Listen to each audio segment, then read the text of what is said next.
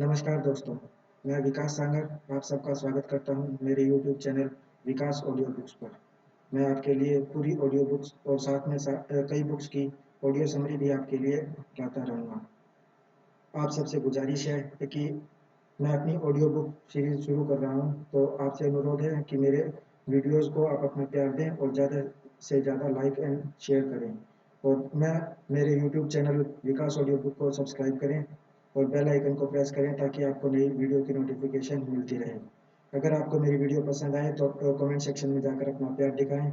और अगर आप अपनी पसंद की कोई भी बुक या समरी या पूरी ऑडियो बुक सुनना चाहते हैं तो आप कमेंट सेक्शन में जाकर उस बुक की डिमांड कर सकते हैं और मैं कोशिश करूंगा कि आपकी पसंद की ऑडियो बुक या बुक समरी जल्दी से जल्दी अपने चैनल पर अपलोड करूं। आज हम सवाल ही जवाब है बुक की समरी लेकर आए हैं, जिसके लेखक है एलन पीज, जिसका मेन मोटिव है नेटवर्क मार्केटिंग में यहाँ तक कैसे पहुंचे। प्रस्तावना। ल्यूक और मियाँ। ल्यूक एक बिल्डर था। वह चाहता था कि उसका बिजनेस सफल हो जाए। उसने ठान लिया था कि वह अमीर बनकर दिखाएगा।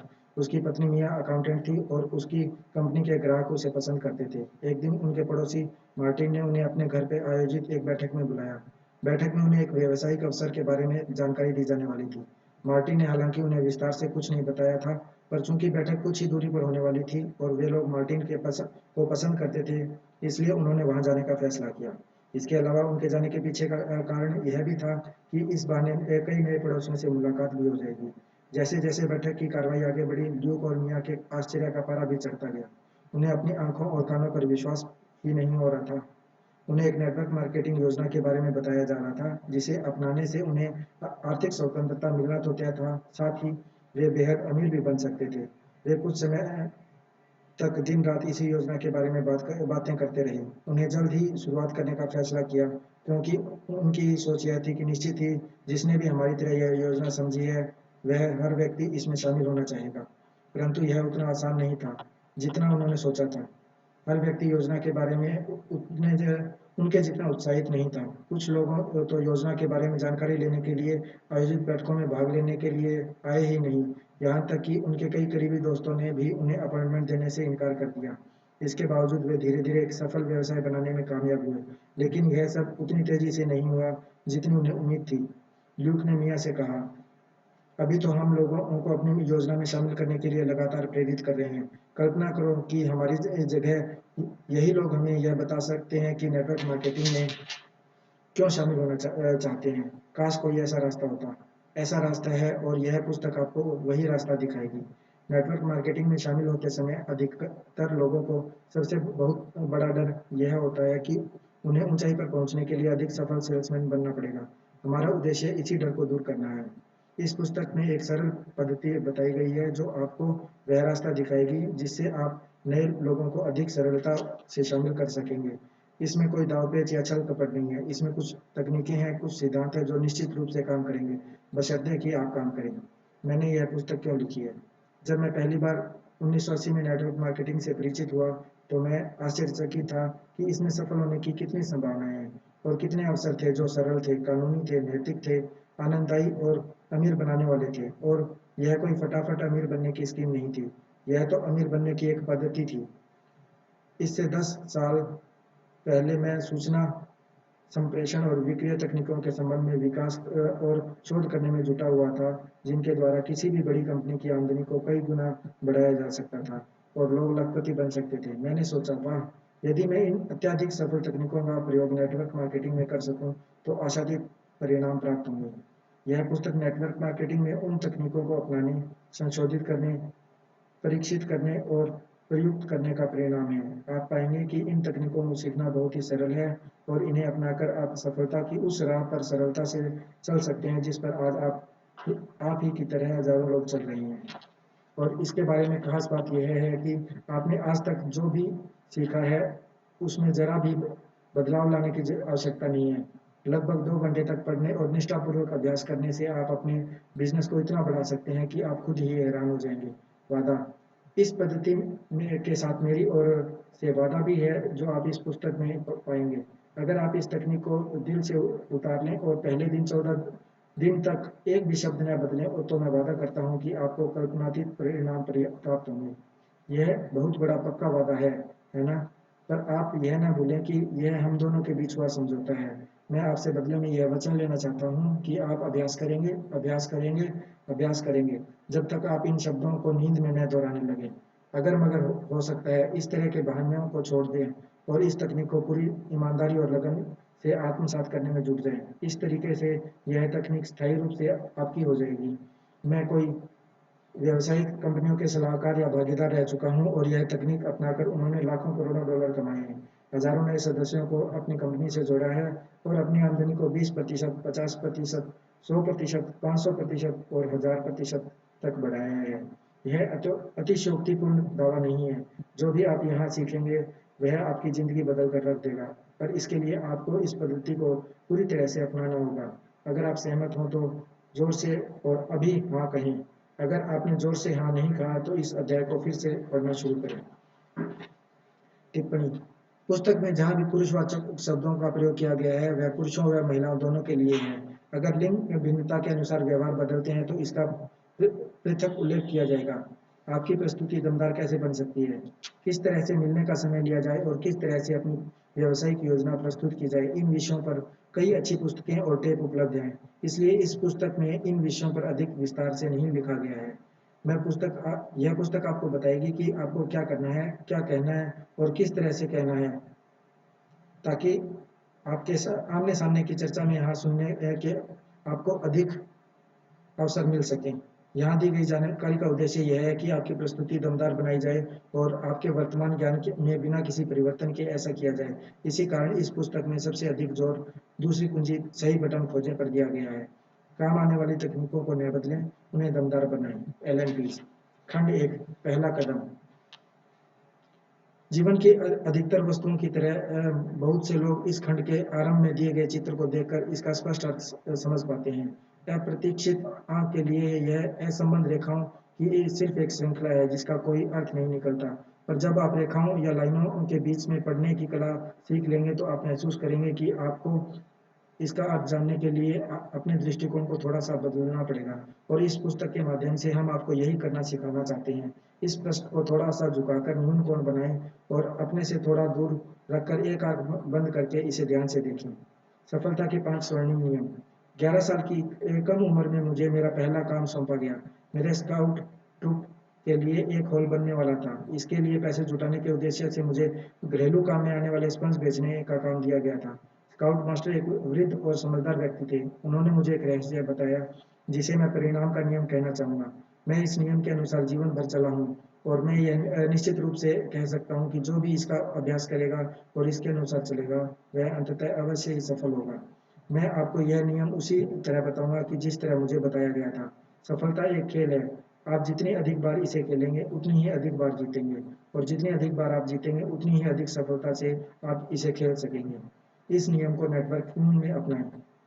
अगर आप ज़्यादा लोगों को अपनी योजना में शामिल होने का आमंत्रण देंगे तो ज़्यादा लोग आपके साथ शामिल होंगे।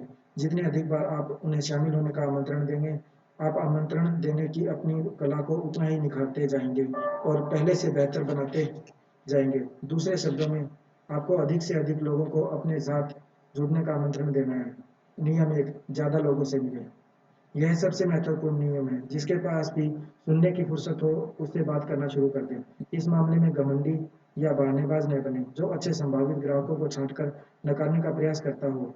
अगर संभावित ग्राहकों की सूची पर नजर दौड़ाते वक्त आप यह सोचने लगे, ये ज़्यादा उम्र वाला है, ये ज़्यादा युवा है, ये ज़्यादा अमीर है, ये ज़्यादा गरीब है, ये ज़्यादा दूर रहते हैं, ये ज़्यादा स्मार्ट है, आदि आदि, तो समझ लें कि आप असफलता के मार्ग पर जा रहे हैं।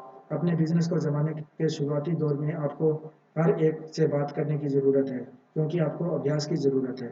जब आप अपने व्यवसाय के बारे में हर एक से बात करते हैं तो औसत का नियम यह सुनिश्चित करता है कि आप सफल होंगे।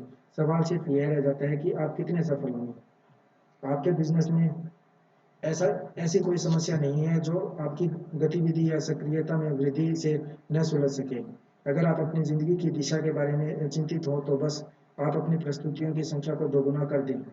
अगर आपका व्यवसाय उतनी तेजी से नहीं बढ़ रहा है जितना आप चाहते हैं तो आप कुछ न करें, सिर्फ अपनी सक्रियता बढ़ा दें। बढ़ी हुई सक्रियता आपकी अधिकतर चिंताओं का अचूक इलाज है। हर किसी से बात करें, यह पहला नियम है। नियम 2, ज़्यादा लोगों से मिलें। लोगों को फ़ोन करते रहें। हो सकता है कि आप शहर के सबसे बढ़िया प्रस्तुतकर्ता हों, पर अगर आप पर्याप्त संभावित ग्राहकों से नहीं मिलते हैं, तो आप अपने बिज़नेस में ज़्यादा सफल नहीं हो सकते। हो सकता है कि आपकी वेशभूषा बढ़िया हो और आपका व्यक्तित्व सराहनीय हो, लेकिन अगर आपकी प्रस्तुतियों की संख्या ज़्यादा नहीं है, तो आपका प्रदर्शन सामान्य ही रहेगा। इसलिए हर एक से मिलें, हर एक से बात करें। नियम 3, ज़्यादा लोगों से मिलें। नेटवर्क में मौजूद अधिकतर लोग इस बिजनेस में केवल ढर्रे पर ही चलते रहते हैं और अपनी पूरी क्षमता का दोहन नहीं कर पाते। वे सोचते हैं कि ऐसा उन संभावित ग्राहकों के कारण होता है जिन्हें वे राजी नहीं कर पाते, पर यह सच नहीं है। सच तो यह है कि ऐसा उन संभावित ग्राहकों के कारण होता है जिनसे वे मिल ही नहीं पाते। आप लगातार लोगों से मिलकर अपनी बात करते रहें। अगर आप पहले 3 नियमों के अनुसार चलेंगे, तो इसमें ज़रा भी संदेह नहीं कि आप आशातीत सफलता प्राप्त कर लेंगे। औसत के नियम का प्रयोग करें। औसत का नियम जीवन के हर क्षेत्र में सफलता दिलाता है।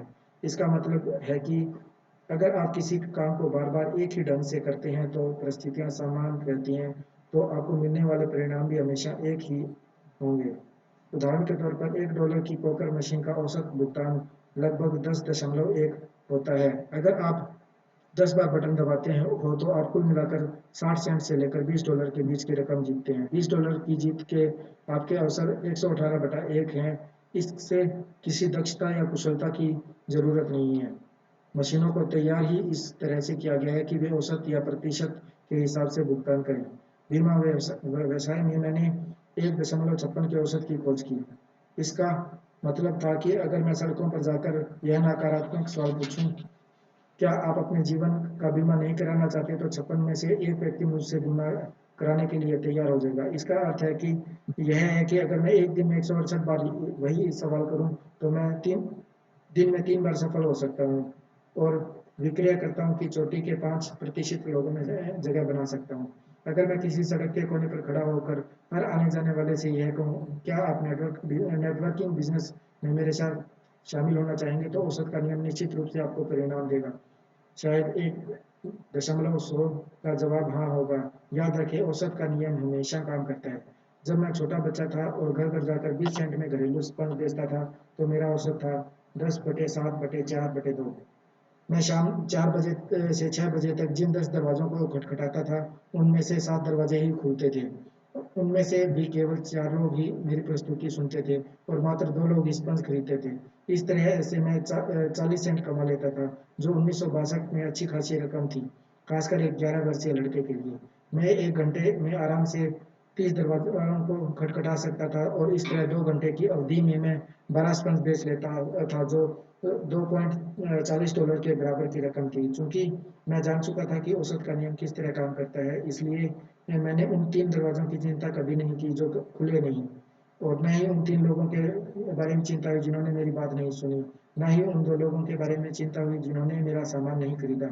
मैं तो बस इतना जानता था कि अगर मैं 10 दरवाजों पर दस्तक दूंगा, तो मैं 40 सेंट कमा लूंगा। इसका मतलब यह था कि हर बार जब मैं दरवाजे पर दस्तक दूंगा, तो मैं 4 सेंट कमाऊंगा, इसके बाद चाहे जो भी हो। औसत का यह नियम मेरे लिए एक प्रभावशाली और प्रेरणादायक शक्ति था। 10 दरवाजों पर दस्तक दो और 40 सेंट कमाओ। सफलता सिर्फ इस बात में छुपी हुई थी कि मैं कितनी जल्दी इन दरवाजों पर दस्तक दे सकता हूँ। अपने अनुपात का रिकॉर्ड रखें। औसत का रिकॉर्ड रखना और अपनी बिक्री के आंकड़ों का रिकॉर्ड रखना एक शक्तिदायक प्रेरणा स्रोत था। जल्द ही मैंने इस बात की परवाह छोड़ दी कि मेरे दरवाजा खटखटाने पर किसने दरवाजा नहीं खोला, किसने मुझे देखने के बाद मेरी बात को नहीं सुना, या किसने बात सुनने के बाद मेरा सामान नहीं खरीदा। जब तक मैं बहुत सारे दरवाजे खटखटाता था और अपनी बात कहने का प्रयास करता था, मैं सफल था। मैं आश्वस्त रह सकता था और दरवाजों पर दस्तक देने में मुझे आनंद आने लगा। औसत और आंकड़ों का रिकॉर्ड रखने से आप सकारात्मक बनते हैं और अपने लक्ष्य तक पहुंच सकते हैं। यह न केवल आपकी प्रेरणा का सतत स्रोत है, बल्कि नकारे जाने को सहजता से लेने की कुंजी भी है। जब आप अपने औसत पर ध्यान रखते हैं, तो आपको बाकी बातों की खास चिंता नहीं होती है। तब आप जितनी जल्दी संभव हो अगली मुलाकात करने के लिए प्रेरित होते हैं। औसत के नियम को समझे बिना आप केवल इतना ही सोच सकेंगे कि आगे क्या होगा। अगर कोई ना कह देगा, तो आप निराश हो सकते हैं। अगर कोई दरवाज़ा नहीं खुलेगा, तो आप उदास भी हो सकते हैं। पर अगर आप औसत के नियम को समझ लेते हैं और उसे स्वीकार कर लेते हैं, तो ऐसा नहीं होता। आप अपनी मुलाकातों, प्रस्तुतियों, नए सदस्यों के आंकड़ों को सामने रखते हुए औसत के अपने आंकड़े खुद विकसित कर सकते हैं। $9 की पोकर मशीन। जब मैं किशोरावस्था में था तो मेरे पास एक सायंकालीन कार्य था। मैं बर्तन, चादर और कंबल बेचा करता था। तब मेरा अनुपात 5-3-2-1। मैं 5 संभावित लोगों को फ़ोन लगाता था। उनमें से 3 मुझे मिलने का समय देते थे। उनमें से भी केवल 2 के सामने मुझे अपनी बात कहने का अवसर मिलता था, क्योंकि तीसरा व्यक्ति या तो अपॉइंटमेंट कैंसल कर देता था या सुनता ही नहीं था, या ऐसी कोई आपत्ति उठा देता था जिसे दूर करना मेरे बस में नहीं होता था। इस तरह केवल 2 ही लोग मेरी पूरी बात सुनते थे, और उन 2 में से एक मेरा सामान खरीद लेता था, और इस तरह मैं $45 कमा लेता था। इस तरह मैं जिन 5 लोगों को फ़ोन करता था, उनसे मुझे अंततः $45 का कमीशन मिल जाता था, जो एक तरह से $9 प्रति फ़ोन था। इसका मतलब यह था कि फ़ोन पर हुई हर हाँ का अर्थ था $15 था, चाहे वे मेरा सामान खरीदें या ना खरीदें, चाहे वे मुझसे मिलें या ना मिलें, और इस बात से भी कोई फ़र्क नहीं पड़ता था कि वे मुझसे क्या कहते थे। वाह! यह कल्पना से परे था। मैंने एक बड़ी सी तख्ती बनाई जिस पर $9 लिखकर मैंने उसे अपने टेलीफोन के पास रख लिया। हर उस व्यक्ति से जो मेरे फ़ोन का जवाब देता था, मुझे $9 मिलते थे। हर उस व्यक्ति से जो मुझसे मिलने के लिए हाँ कहता था, मुझे $15 मिलते थे। इसका अर्थ यह था कि मैं अपनी तकदीर खुद बना रहा था। ऐसे बहुत से सेल्समैन थे जिन्हें अगर संभावित ग्राहक ना कह देता था तो वे निराश हो जाते थे, पर मैं उनमें से नहीं था। इसलिए मैं जल्द ही अपनी कंपनी का नंबर 1 सेल्समैन बन गया। 5-3-2-1 के मेरे औसत का आर्थिक अनुवाद: फ़ोन कॉल $9, अपॉइंटमेंट $15, प्रस्तुति $22 और बिक्री $45। मैं उन लोगों की खोज कभी नहीं की जो मुझसे सामान खरीदे। मेरा प्रमुख लक्ष्य तो केवल संभावित ग्राहकों को फ़ोन करते रहना था। यही सफलता की कुंजी है। नए वितरकों की खोज में ना जाएं, बल्कि उन संभावित ग्राहकों को खोजें जो आपकी प्रस्तुति को सुनना चाहें। औसत का नियम चाहे आपके लिए बाकी का काम करेगा। बड़ी सफलता कैसे पाएं? 20 साल की उम्र में मैं सेल्समैन के रूप में बीमा कंपनी व्यवसाय में आया। 21 वर्ष की उम्र में मैं सबसे कम उम्र का व्यक्ति था जिसने अपने पहले साल में ही $10 लाख से ज़्यादा का बीमा बेचा था, और जिसे मिलियन डॉलर राउंड टेबल में शामिल किया गया था। मेरा औसत था 10-5-4-3-1। मेरे फ़ोन का जवाब देने वाले हर 10 संभावित व्यक्तियों में से 5 मिलने के लिए तैयार हो जाते थे। उनमें से एक मिलना कैंसिल कर देता था, और मैं सिर्फ 4 से ही मिल पाता था। उन 4 में से केवल 3 लोग ही पूरी तरह से मेरी प्रस्तुति सुनते थे, और उनमें से भी एक ही मेरा सामान खरीदता था, और इस तरह मैं $300 कमा लेता था। मेरा पूरा ध्यान इस बात पर रहता था कि 5 लोग मुझसे मिलने के लिए हाँ कह दें। मेरा उन मेरा ध्यान उन संभावित ग्राहकों पर केंद्रित नहीं था जो मुलाकात के लिए आए ही नहीं, या जिन्होंने मेरी प्रस्तुति सुनी ही नहीं थी, या उन 2 लोगों पर जिन्होंने मुझसे कुछ खरीदा ही नहीं। ये घटनाएं तो खरीदार को ढूंढने का केवल एक जरूरी हिस्सा थी। वास्तव में अगर कोई संभावित ग्राहक मिलने के लिए नहीं आता था तो मुझे खास बुरा नहीं लगता था, क्योंकि मेरी योजना के अनुसार मैं यह पहले भी मान चुका था कि एक व्यक्ति मिलने के लिए नहीं आएगा। जब भी ऐसा होता था तो मैं प्रति व्यक्ति $60 तो कमा ही लेता था। आप अंकों के व्यवसाय में हैं। मैं जानता था अगर 10 लोग फ़ोन का जवाब देते हैं तो उनमें से 5 मुझसे मिलने के लिए तैयार हो जाएंगे। अंततः मुझे $300 का कमीशन मिलेगा। इस तरह हर उस संभावित ग्राहक से जो मेरे फ़ोन का जवाब देता था, मुझे $300 मिलते थे। 10-5-4-3-1 के मेरे औसत का आर्थिक अनुवाद: फ़ोन कॉल $30, अपॉइंटमेंट $60, प्रस्तुति $75, पूर्ण प्रस्तुति $100, बिक्री $300। 21 साल की उम्र में मेरे पास स्वयं का घर था, नए मॉडल की मर्सिडीज बेंज कार थी, और मैं बड़ी शान से रहता था। सवाल केवल इतना था कि मैं फ़ोन पर किस तरह 5 लोगों से अपॉइंटमेंट के लिए हाँ करवाता हूँ।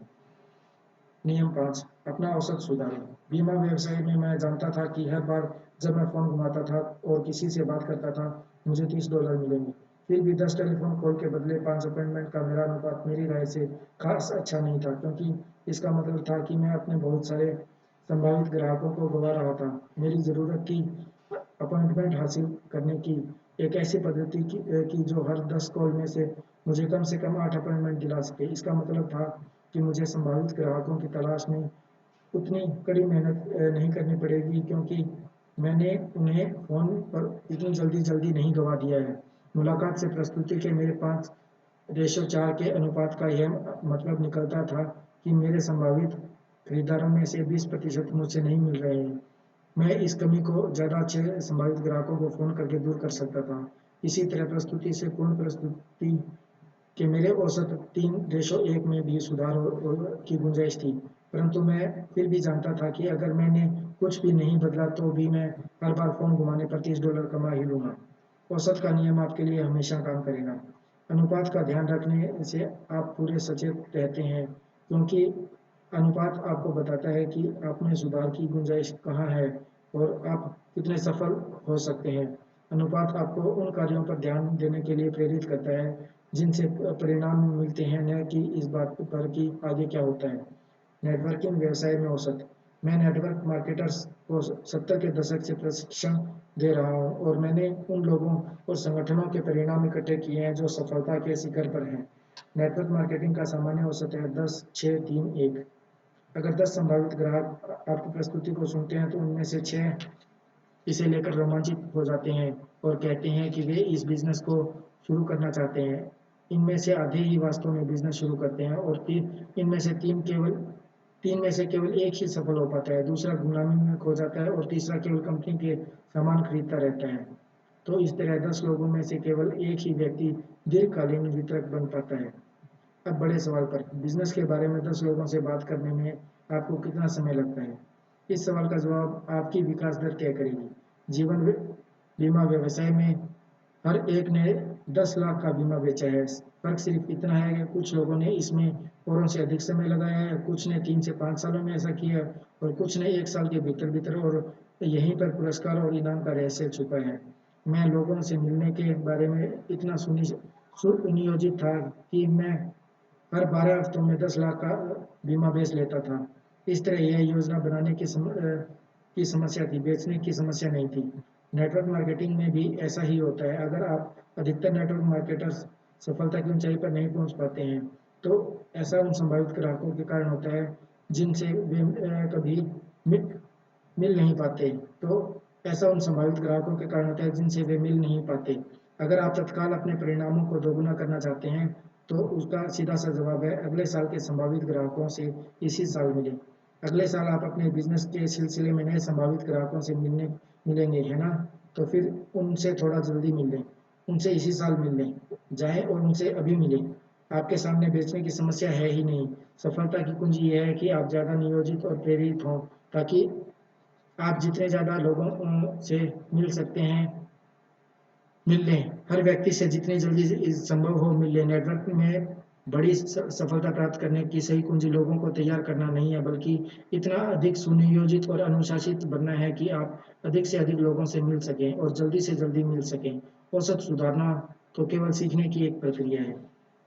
थैंक यू दोस्तों, अगला पार्ट जल्द ही अपलोड करेंगे। Thank you for watching my video.